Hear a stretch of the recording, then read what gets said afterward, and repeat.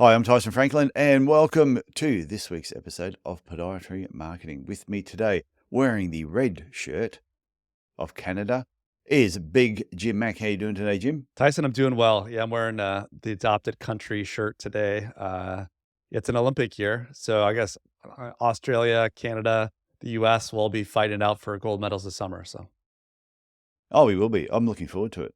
I really enjoy the Olympics. I just find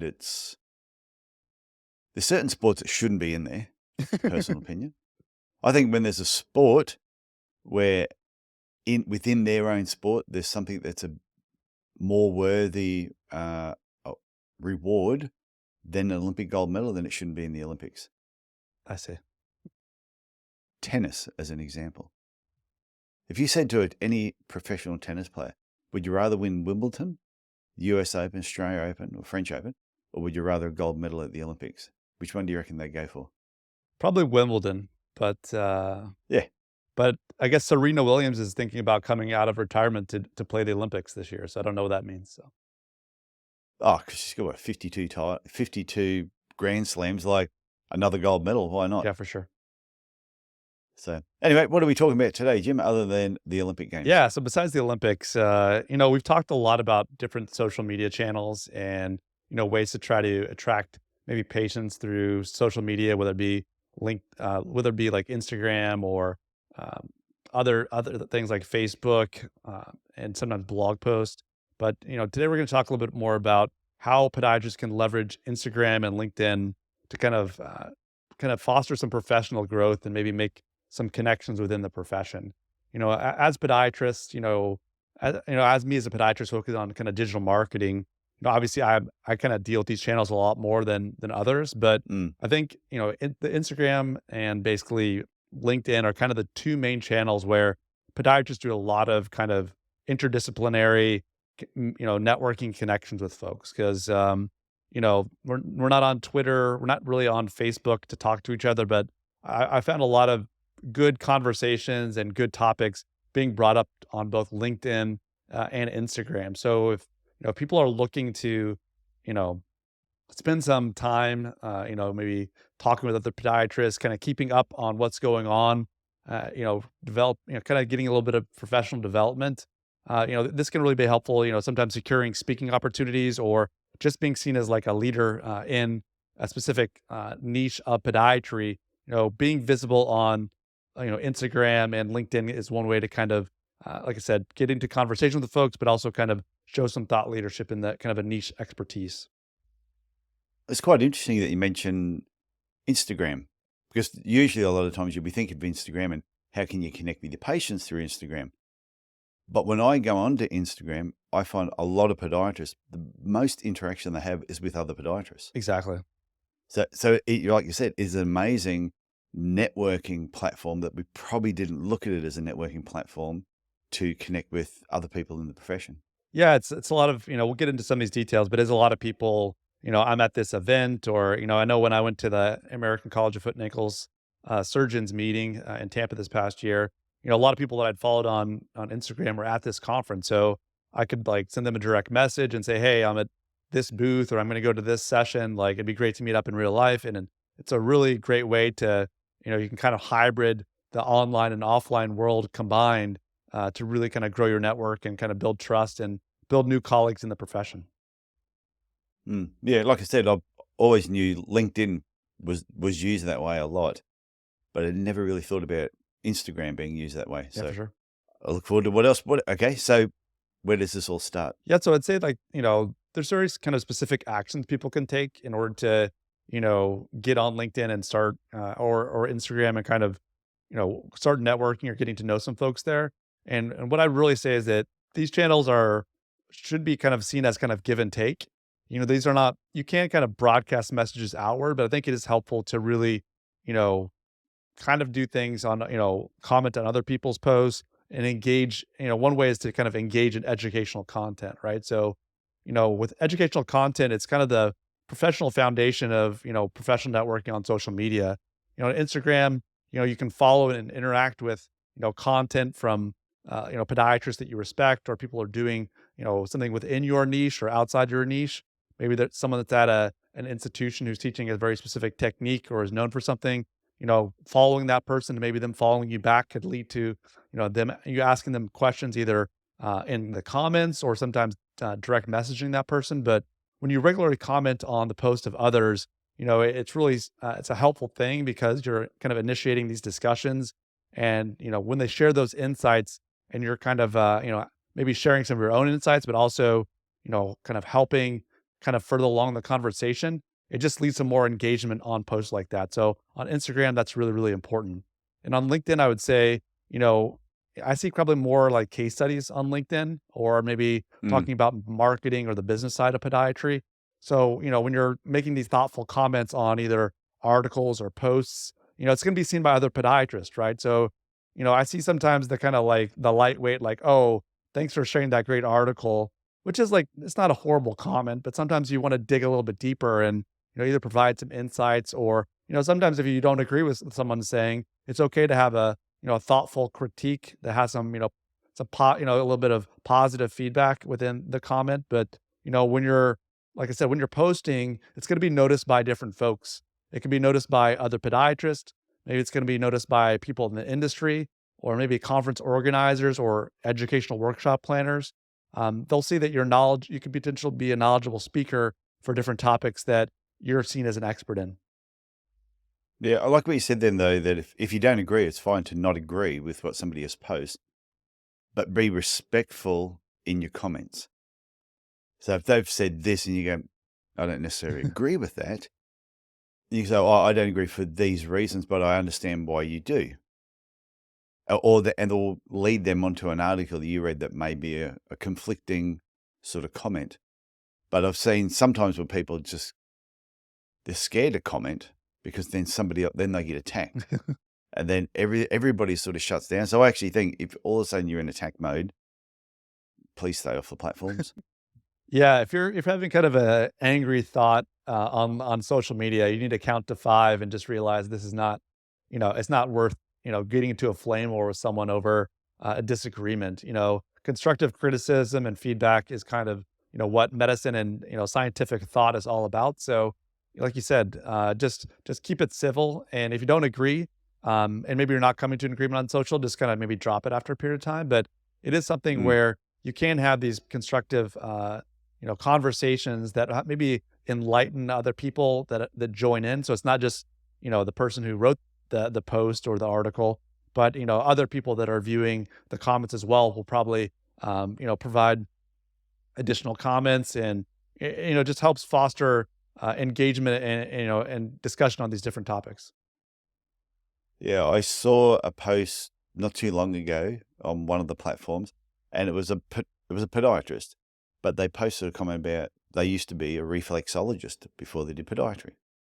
And they wanted to say, is anybody integrated reflexology into their podiatry business? That was the question that they asked. Oh my God. I knew as soon as I asked that. So what they wanted to know, have you used it? Can you tell me if you have? They didn't ask me, hey, can you all jump on board and beat the living shit out of me and let me know how silly I am for even thinking that reflexology even belongs anywhere near podiatry? And they got torn to shreds. And I was actually going to comment, now, even though I have my own opinions, I was going to comment saying, I'm sure the question was, if you do reflexology and you use it, can you let me know how you use it? Not, if you disagree with reflexology, please jump on board and beat the living shit out of me. And that's what ended up happening to them. Yeah, poor guy or I gal don't there. think they will never ask a question again in that particular group. No, And as soon as they asked it, I could almost write down the names of the people that were going to jump on and start beating them up because they were predictable. for sure. And anyone listening to this, you all know who they are. Okay, what's next? Yeah, so like the number two thing that you can do when you're, on Instagram or LinkedIn in a kind of a professional networking capacity is kind of expand that network, right? So, you know, we only have so many meetings we can go to each year. Maybe you can go to the American Podiatric Medical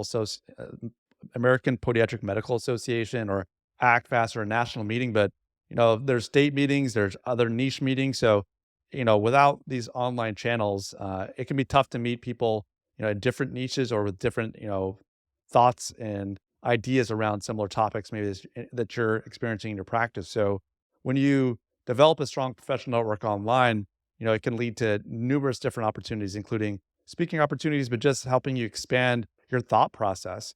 And, on LinkedIn, when you're regular sharing kind of your professional experiences, I know when I went to ACFAS in these North Carolina meetings, for example, I put it out there. I said, hey, I'm speaking to the assistants in North Carolina, and I had someone took a photo of me talking to them, and other people at the meeting actually approached me afterwards saying, "Oh, I saw that you were here, and I wanted to seek you out and ask your opinion on this topic." So, you can really attract attention from other attendees at these meetings, but also, when you're not at conferences, you can kind of continue the discussion in an online fashion.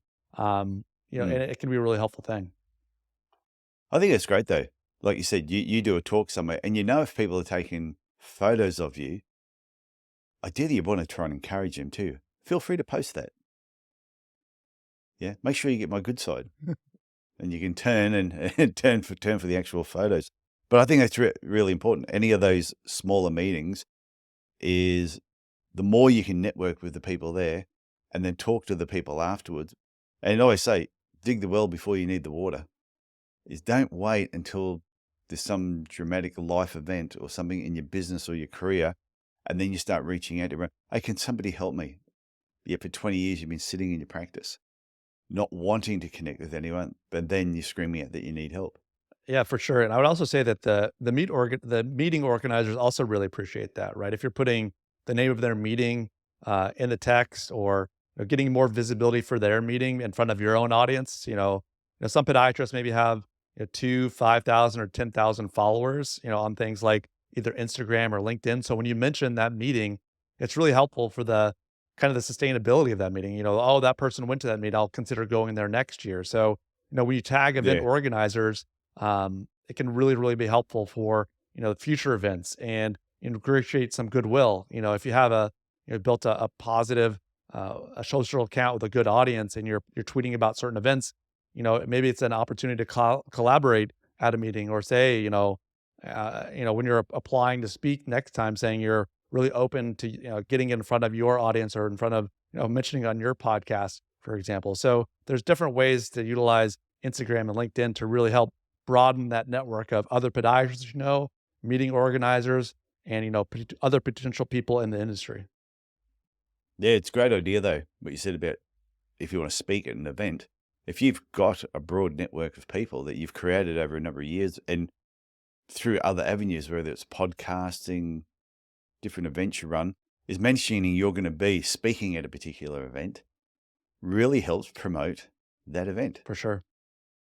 So if anyone needs Jim and I to speak at an event, please just reach out, because we have our web is weaved, Yeah, we're definitely open to that. and we both like speaking. People haven't figured that out. After 100 and how many episodes?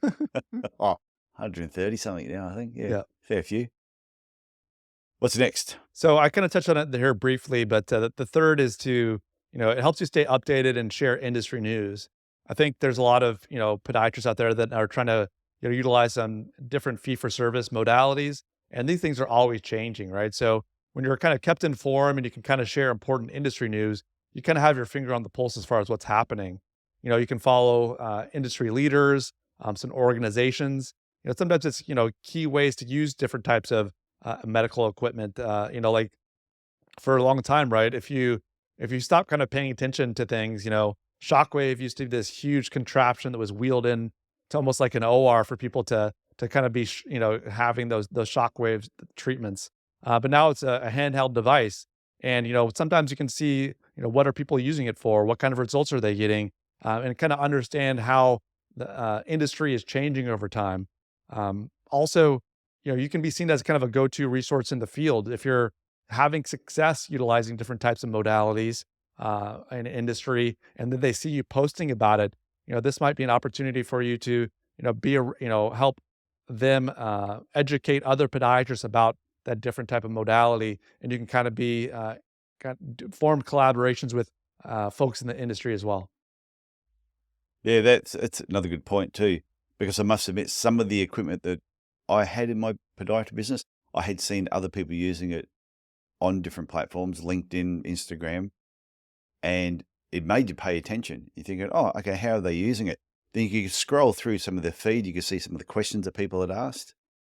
And then the podiatrist would usually reply back. So yeah, that's handy to know, especially like you said, years ago when you heard the word shockwave. First thing that popped into my head was Jack Nicholson in One Flew Over the Cuckoo's Yeah. Nest with electrodes on the head. Now a piece that he was biting down on, but then when you start seeing the images of it, and you go, okay, that's what it is. It's a percussion instrument.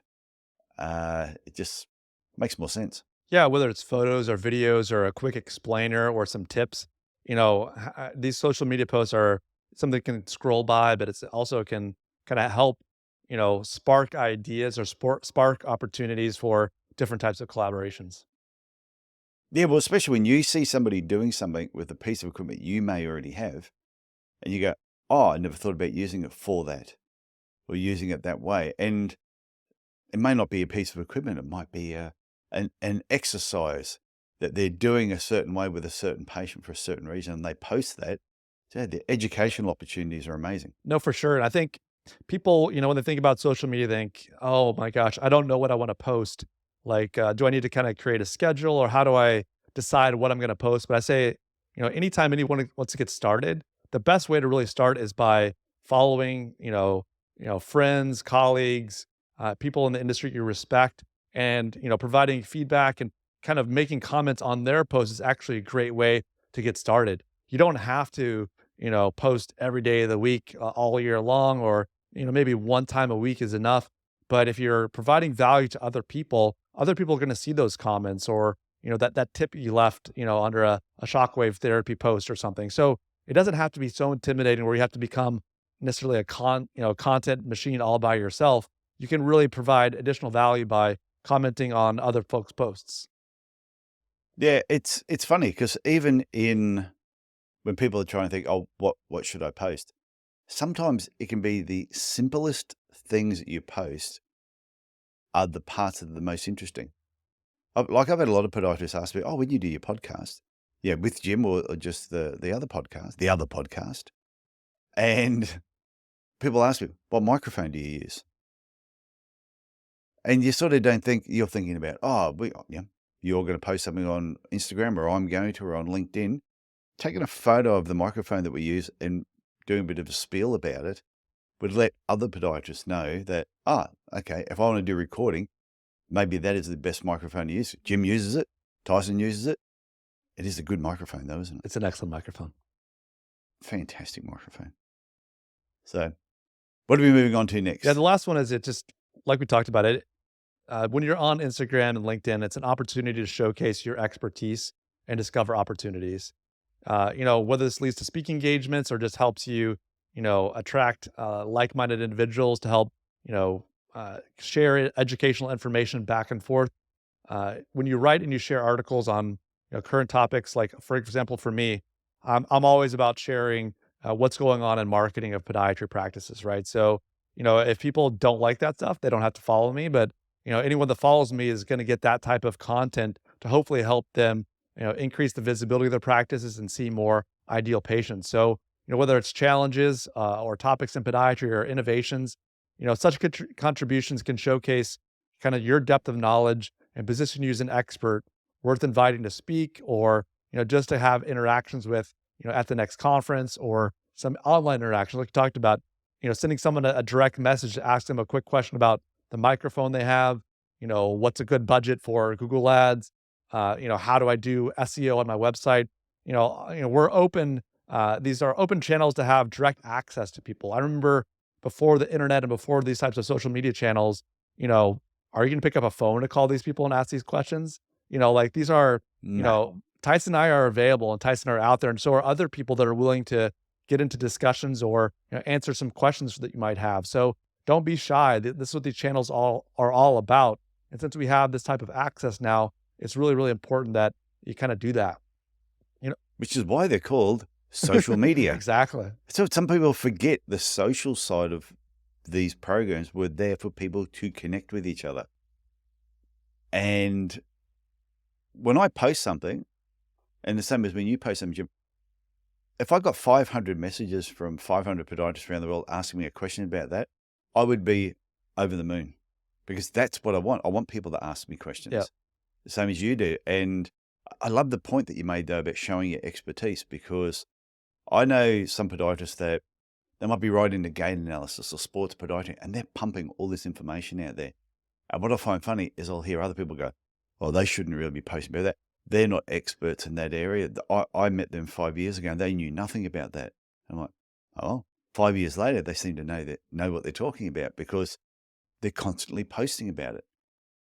And then I think it puts them in the spotlight, which then elevates them to post even more content. So I think it's a great way, if you've got an interest in an area, to really showcase what you like. Yeah, it's that back and forth, right? That's why these channels are so powerful, or can be so powerful, when people kind of decide to use them. They're not just broadcasting out and kind of, this is the way it has to be done. It's an opportunity to have some back and forth and some feedback. And that's what really makes these channels special. So I definitely agree with that. Okay. What's Yeah. next? Last but not least, in kind of conclusions of today, Instagram and LinkedIn serve as powerful tools for podiatrists seeking to enhance, their professional network and visibility. By by strategically engaging with, the content, you're kind of expanding your network. You're staying current as far as what's going on within the profession. You're really kind of tapping into that professional community that's online. I love, on-site events, conferences, educational opportunities, offline. But, when you can complement it with, Instagram, LinkedIn, and these online channels, it just adds another layer of interaction, of camaraderie. So, we have a weekly camaraderie together here on this podcast, but, We not do. everybody can have a podcast co-host as good as Tyson. So if you don't have that, talking to people on, Instagram and LinkedIn and sharing your expertise is a great way to network professionally, but also just, bolster your colleagues and in the work that you're doing in podiatry. Like I talked about, you can really highlight your expertise, but also provide back and forth with other podiatrists, help kind of lift them up and lift the whole profession up. It's funny that I've had a few people actually ask me, how the hell did you and Jim get together? But it was through the social media channels that we got together as well. Yep. Going way back, that was just communications going backwards and forth. Well, back and forth. So that's why I think it's important for people or podiatrists to connect with other podiatrists and create that band. Because you have a look at all the podiatrists around the world who are collaborating and are doing different things. They didn't go to university together. They didn't live in the same town. They've usually had a social media connection somewhere, and then it's just growing from there. And you don't know who that person could be yet. You'd have no idea. Because you and I, Jim, we are so different. We're on two separate sides of the planet. So, okay. Anything else to say before we wrap up? no, I thought it was a good topic. Thanks for your contributions to it. But no, I think I would just highly recommend anyone wanting to, network, for podiatrists. It is really Instagram and LinkedIn. If you have any questions, don't hesitate to reach out to Tyson and myself. You didn't want to comment on Facebook? Nah, I'm not a big Facebook user. We'll leave it there for now. Okay, Jim, look forward to talking to you again next week. Sounds great, Tyson. Okay, see ya. Bye now.